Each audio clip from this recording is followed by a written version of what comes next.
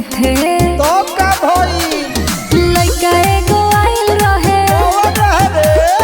दूल्हा के साथे।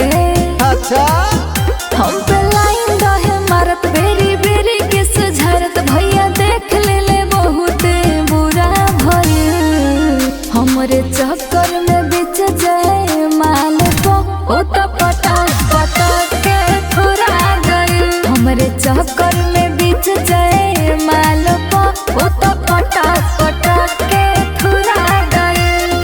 सब ही पिझारे लगा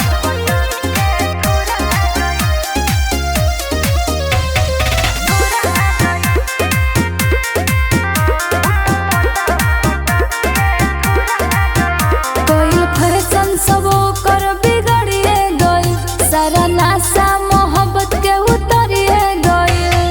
हमरो तो माया बड़ी आवत रहे रे कहू नहीं तनी को बचावत रहे रे। भइल खेला बड़ी यार बड़ी खइला सुमार ओकर हाल जैसे पागल अंगूरा भइल। हमरे चक्कर में बिछ जाए माल पर उता पटक पटक के थोड़ा हमरे चक्कर में बिच जाए माल पर उता पटक पटक के थोड़ा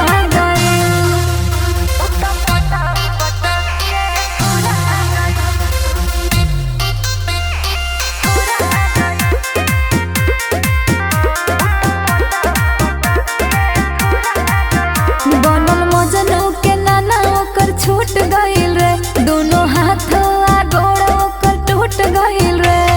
भारी मिलल बड़ी साजा बाटे जे पे बुधन ले तो मजा बाटे कके ऐसन काम सगरे भइल बदना सब कहत बाकी बेलूरा भइल। हमरे चक्कर में बिच जाए महल पर उता पटक पटक के थोड़ा गइल। हमरे चक्कर में बिच जाए महल पर उता पटक पटक के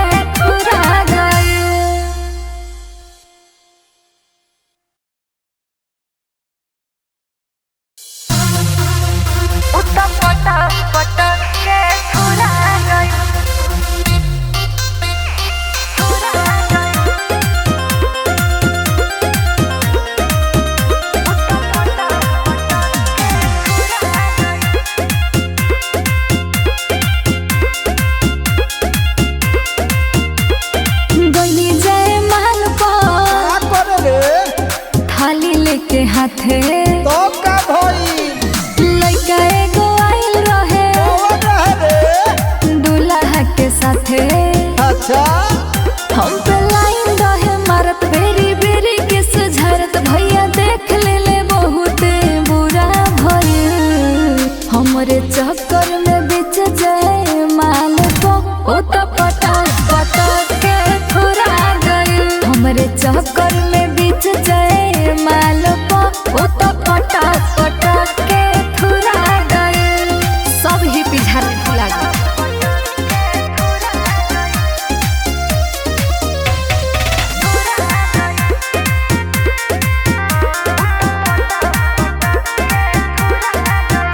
कोई फैशन सब कर बिगड़िए गई सारा नासा मोहब्बत के उतरिए गई। हमरो तो माया बड़ी आवत रहे रे कहू नहीं तनी को बचावत रहे रे। भइल खेला बड़ी यार बड़ी खइला सुमार ओकर हाल जैसे पागल अंगूरा भइल। हमरे चक्कर में बिच जाए माल पर उता पटक पटक के थोड़ा गइल। हमरे चक्कर में बिच जाए माल पर उता पटक पटक के थोड़ा